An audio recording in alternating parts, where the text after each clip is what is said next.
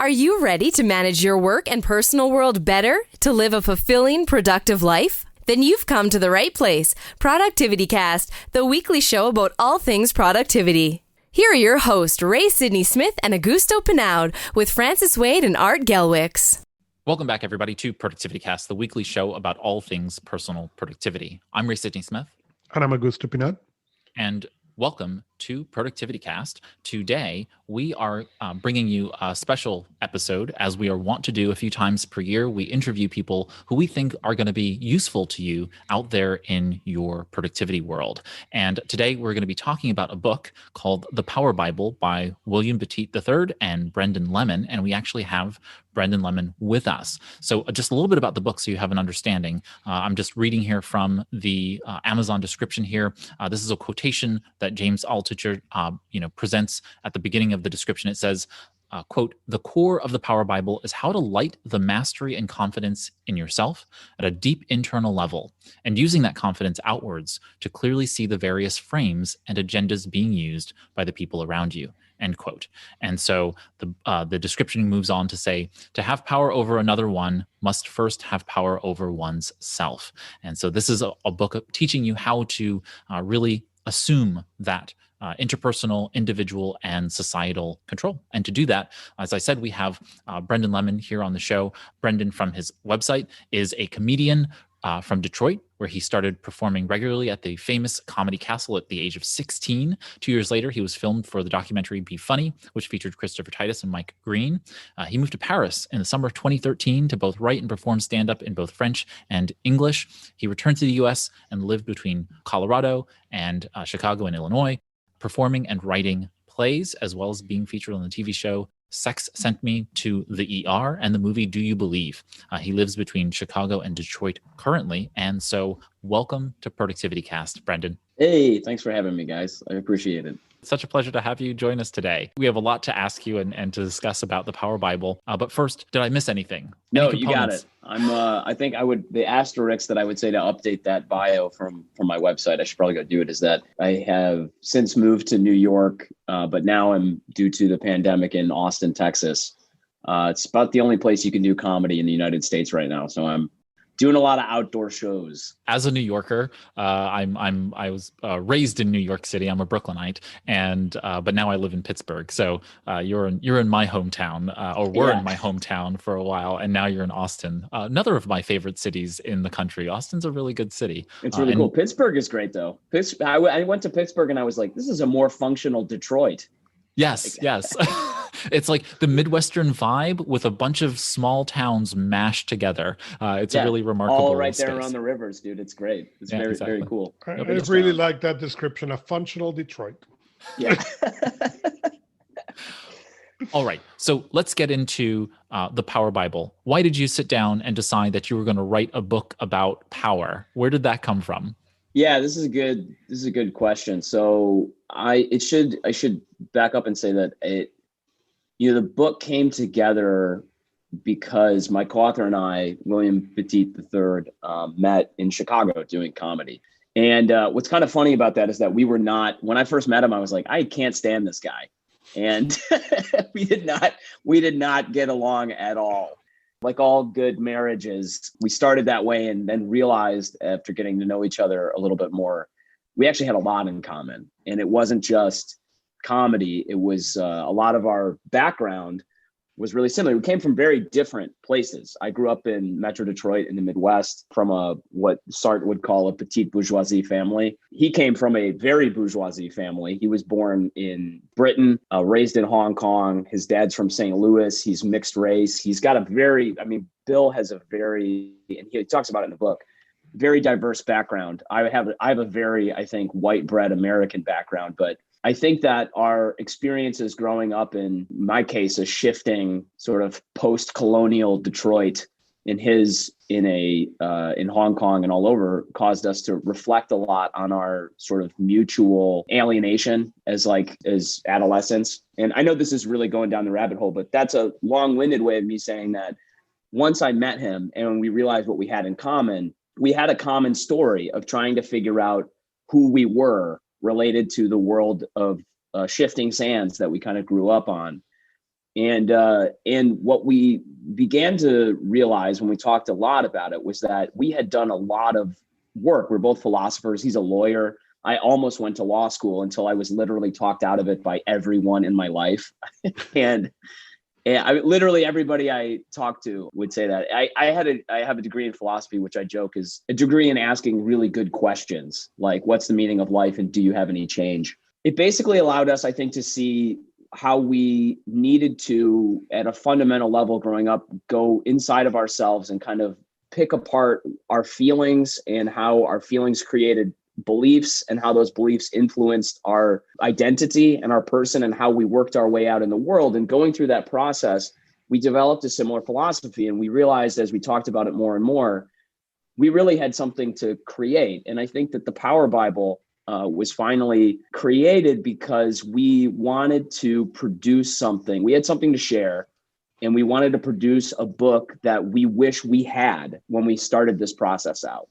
We wanted something that somebody could take and really try to understand, how do I get what I want in life? How do I win conversations that matter? And winning conversations that matter isn't just tactics that happen in a negotiation or interpersonally. It also happens inside of yourself. The first conversation you have to win is with yourself.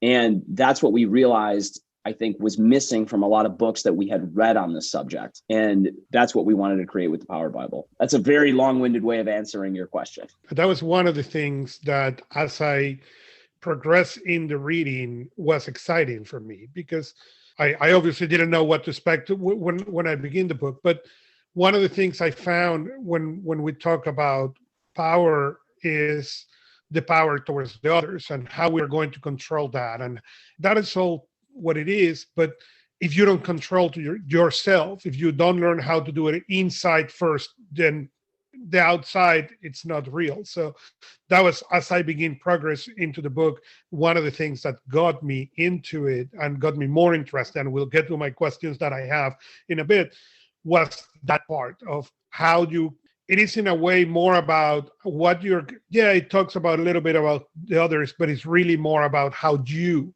are going to use the tools and the framework to apply it to yourself. And that was really exciting for me. Yeah, I appreciate you saying that, because I think, there's two things I want to say there. One is, character matters. And I think that, in the world we live in right now, especially in the last, I would say 5 to 6 years, there's been a real movement towards, just what actions can I take to help me get my goal?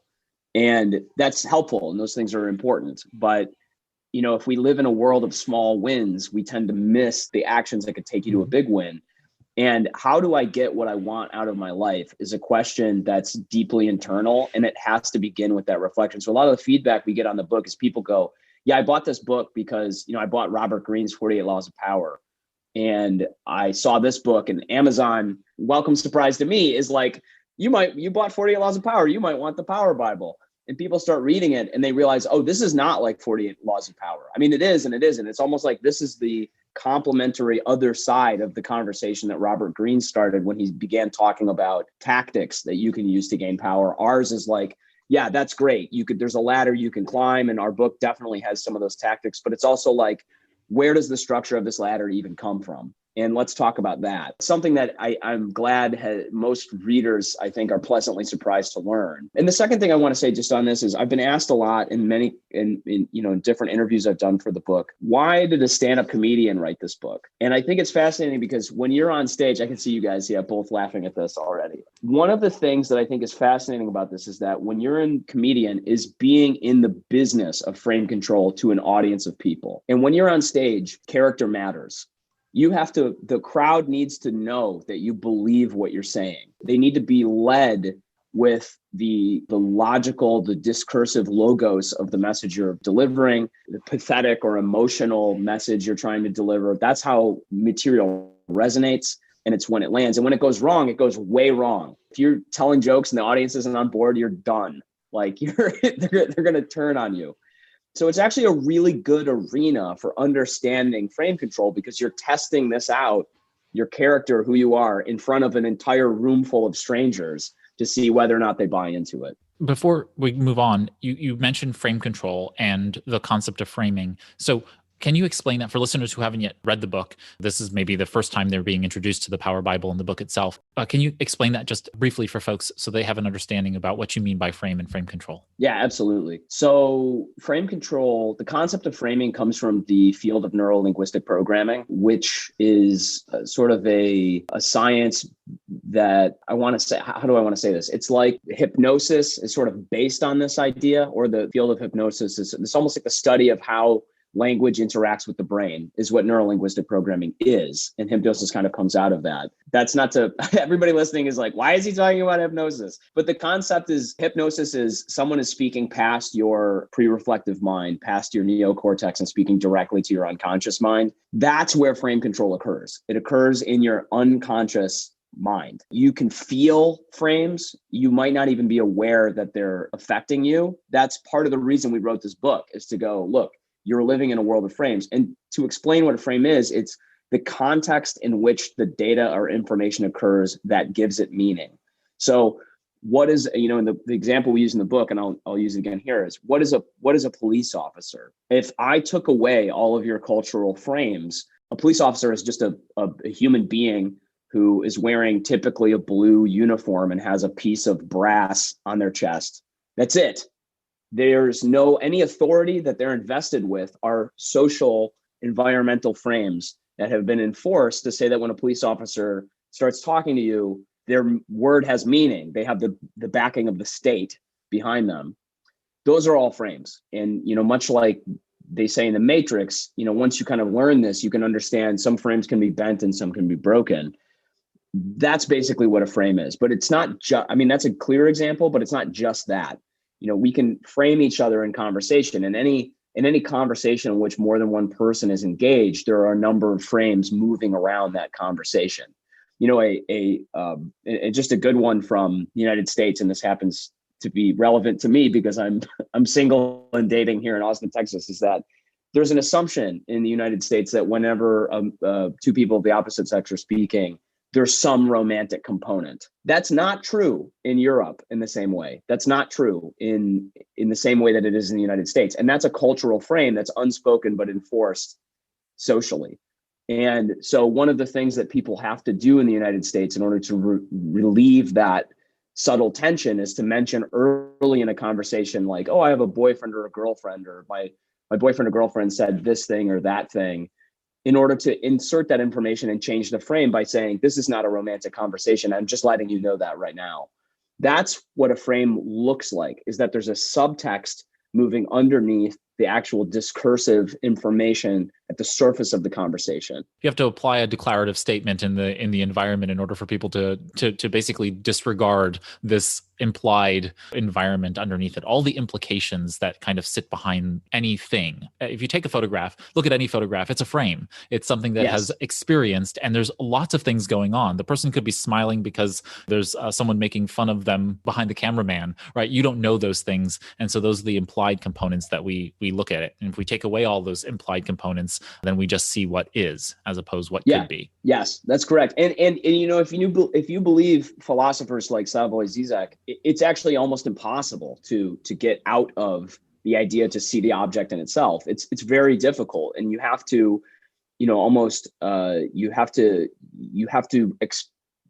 brain does this spontaneously. I just want those listeners to understand this. Your brain does this spontaneously, and it takes more energy for you to step outside and go, okay, what is really happening here, to figure that out. And what we've tried to do in the Power Bible is give a toolbox that allows the reader to, just to use the 48 Laws of Power as a jumping off point again, is to go, okay, Robert Greene saw these 48 laws of power, but why do they work? And we've tried to give the reader a toolbox to understand, okay, now I can start seeing the unspoken subtext to why these tactics work socially. And, we spend a lot of time in the Power Bible talking about that, and probably half the book.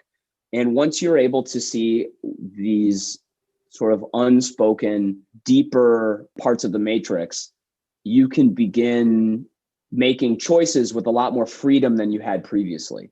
And that's the concept of power. That is the concept of power that we want the reader to take away from the Power Bible. Right. Taking these involuntary mental processes and making you more aware of them by bringing them from unconscious, involuntary to conscious and voluntary, which is kind of important. That's exactly right. Yeah, you nailed it, Ray. So there is a couple of things that are interesting for me. I understood the concept of framing really quick. I was born and raised in a different country. Spanish is my first language. I moved to the United States when I was 25 to learn English. So as you said, I got into this country with no frames. I mean, I couldn't speak the language. I couldn't said, let me go to the restroom. Okay, that was not a possibility for me other than signaling. That allows me to analyze things on a different way than the person who has been living on a certain unconscious frame. I mean, it gave me a lot more clarity when you said, okay, I'm a comedian, that it's forced to change into those two frames. The reality frame, what people is understanding as you're telling the joke, and then for me, because if you don't speak the language, you can't do comedy. And it was really frustrating, to when I moved to this country and I watch all these comedies and people laugh around me and I'm like, okay.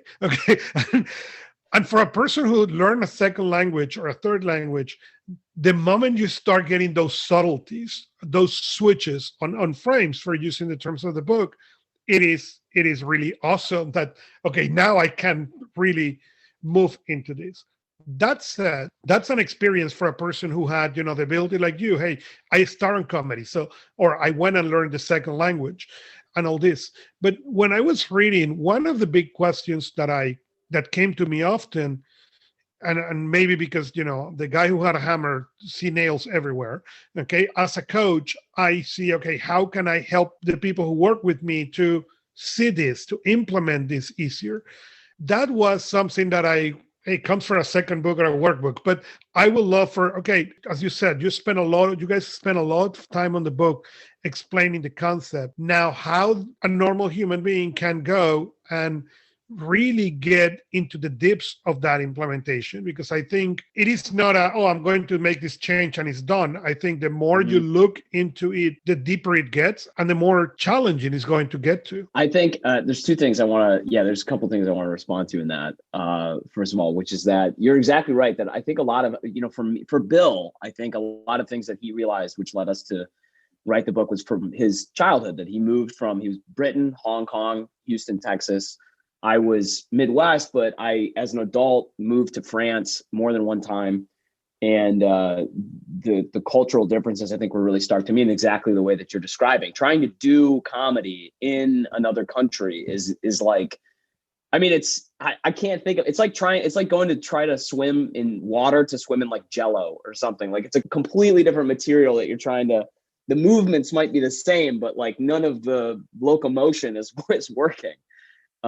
So one of the things, so you were saying, what, how can we take this and sort of apply it to our lives? I think that part of it is, I think, deconstruction, which is, I think, nothing new in the world of philosophy, but we have a lot of what we call rituals in the book, activities that the reader can do to learn more about themselves, to kind of go outside themselves, to ask themselves questions in a way that maybe haven't been asked before to them about their own experience. And in the second half of the book, we give a lot of recommendations for sort of tactics that people can use, specifically interpersonally. One of the revelations I think that we have, Bill and I both had, that we wanted to put in the book, was the idea that most of the time, many of the problems that we think we have in our life are due to large forces that are outside of our control, but in reality are either interpersonal problems between us and another person, or between us and ourselves. And if we're able to show that and have a handful of different tactics like we have in the book, such as labeling, which is a very powerful tactic, zooming in or zooming out, a couple of tactics in terms of frame control, which I can explain, that's kind of all you need. You really only need a handful of those tactics to overcome most issues that you have sort of in your life. And the problem is just recognizing the issue. And that's why a big part of the book is devoted to that part. And the exercises that we suggest in terms of rituals at the end of many of the parts of the book are meant to help expose those, what is the actual problem here? Is there even a problem here?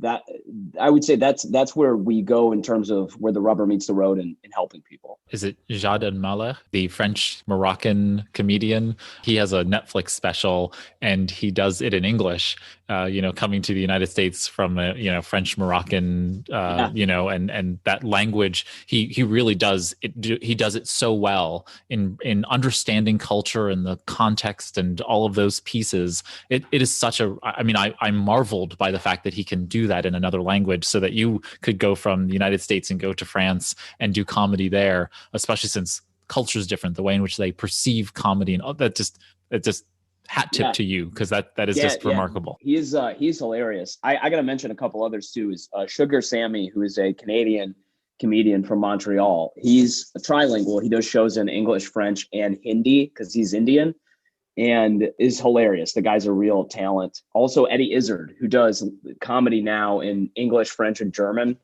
And the guy, he will do shows in Berlin and do all three languages in the same show, which is his German's not half bad.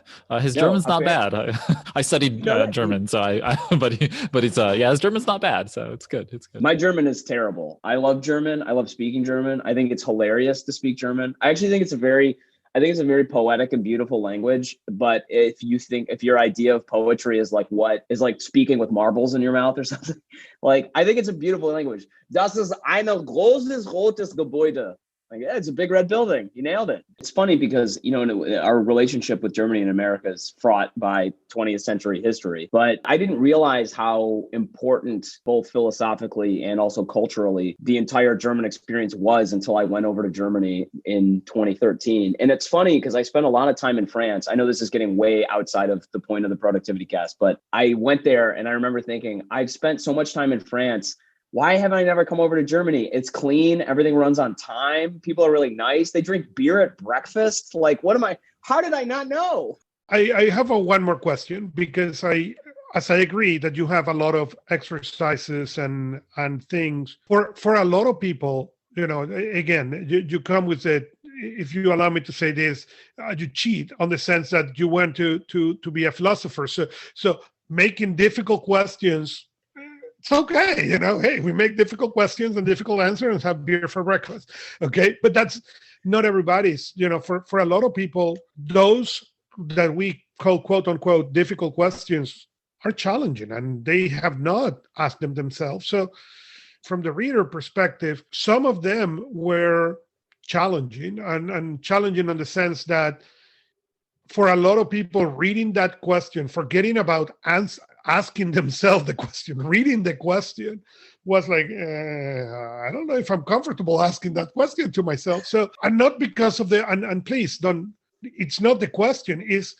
I work with clients who have not done those difficult questions, have not looked into, those things. So those questions are completely out of their comfort zone.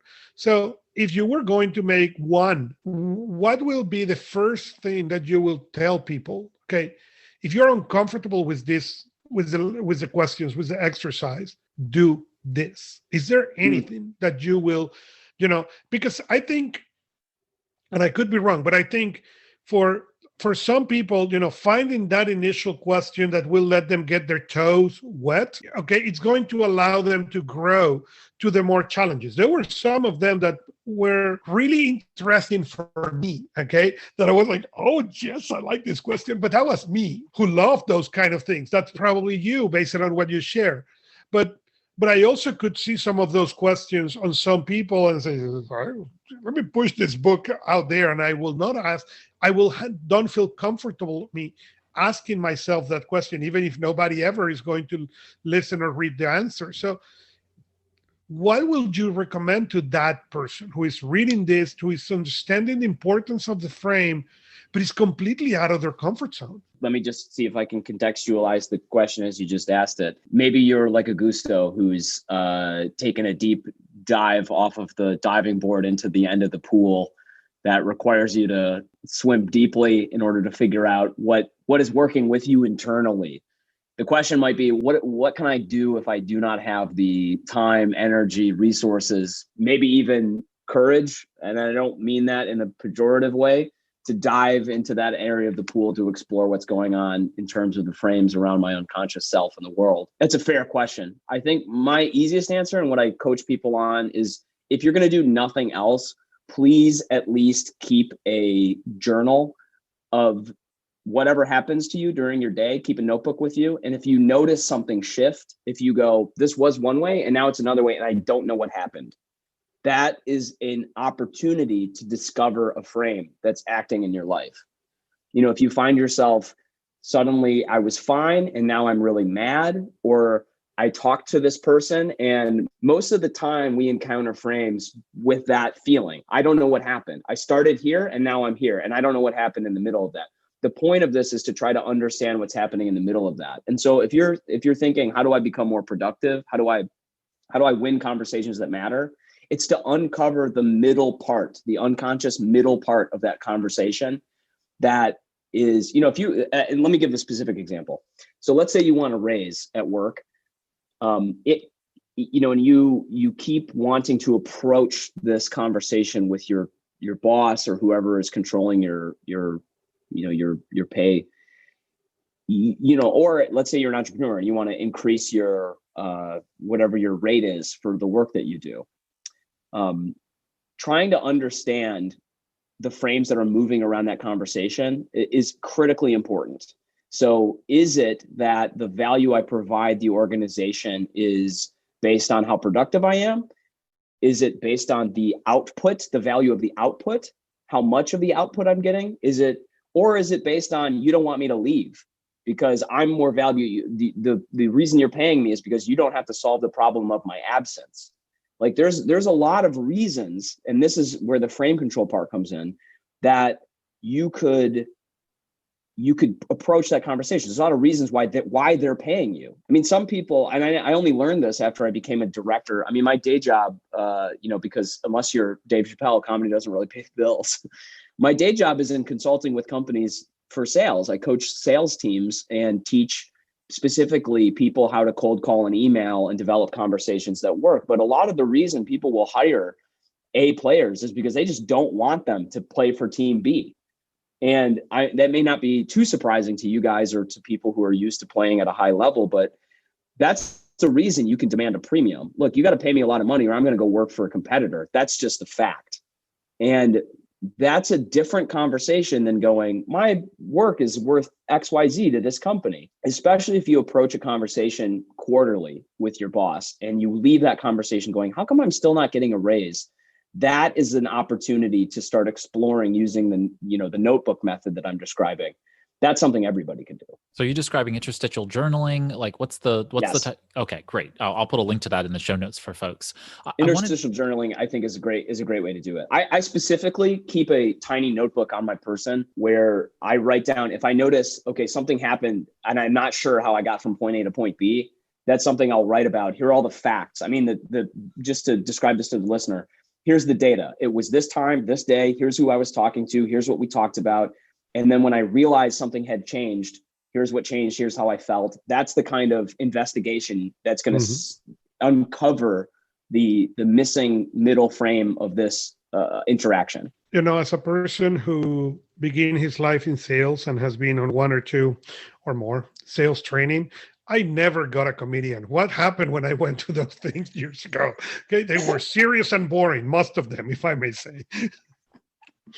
Yeah, well, that's the thing is, one of my previous to writing the Power Bible, a book that I wrote was called How to Cold Call Like a Comedian. I just realized, I did comedy for years. I've been in comedy for 20 years. And at a certain point, comedy, like I said, doesn't really pay the bills. And I had to get a day job. And I realized, oh my God, all these lessons from the world of stand-up translate so powerfully in the world of sales. Things that basic lessons that comedians understand. People in the world of sales, I'm reading books on sales that have like the highest acclaim on Amazon, and you read the book and you're like, a comedian who's been doing comedy for 3 weeks can tell you this. And yet in the world of sales, it's like, hey, you know what you should do? Gain rapport and be funny. Like, okay, I guess I should try that. Comedy is the ultimate kind of sales, right? You're selling people on a situation, you're bringing them into it. So Colin Quinn would say you have to sell an audience every 15 seconds. You got to sell them on the next joke every 15 to 30 seconds. In the past life where I was a sales manager, that's not different really than when you are on the room selling to the person. When I work with people on that and I coach them, I always said, if you do it good, you just buy yourself 30 more seconds. And if you don't pay attention, you're out. Yeah, I think that your success, especially, I mean, productivity depends on sort of two different concepts in my opinion. The first is getting the things that you want. And then second is getting those things done quickly. And I think that the Power Bible has sort of things to offer in both realms. The first is, how do I get what we want? We're going to have to win conversations that matter. Some of those are going to be big, and understanding how my role in them is critical to understand how to get that thing that matters. And the second is, how can I convince somebody to want to accept my agenda? How can I get someone to, in fact, think that my agenda is their agenda? And frame control is critically important to that point. And if you get good at using some of the tactics we offer, like labeling or zooming in and zooming out or pressure flipping, etc., those things can be used very quickly in conversation to get people to jump on board with your agenda, especially if you can get them to think it's their agenda. And, I mean, I just deal with this right now at my own job, and without digressing, is just that, having conversations with superiors, getting people with authority, especially seeing people with authority, which is a good part of the book is devoted to, and getting those people on board with what you're doing is going to open a lot of doors really quickly. It's a lot faster in this world of sales. We say you start at the top of the pyramid and then you roll down. It's a lot faster to get to the top of the pyramid to the bottom than it is to go from the bottom of the pyramid to the top. So I would say that. And then just on a more philosophical level, I would say that Socrates said 2,600 years ago, and it hasn't really changed since, that the appreciation of life is the exploration of the questioning. That's what makes life worth living. And I think it's true. And I think that if you're someone who's thinking, I just want to know how this book is going to ABCDEFG get me from where I am to where I want to go, sure, we got a bunch of tools in the book that are going to be for you that'll help do that. But also, there is a whole experience of who you are that this book will help you uncover. And not only will you get from A to Z faster doing the things you want to do, but you're going to actually learn a lot more about yourself and enjoy your life a lot more with some of the things that I think we talk about. And that's not me blowing smoke. I think it's true. With that, thank you so much for joining us here on ProductivityCast, Brendon. I appreciate you guys having me. Honestly, this is great. And I would, anytime you guys want me back, we can make jokes.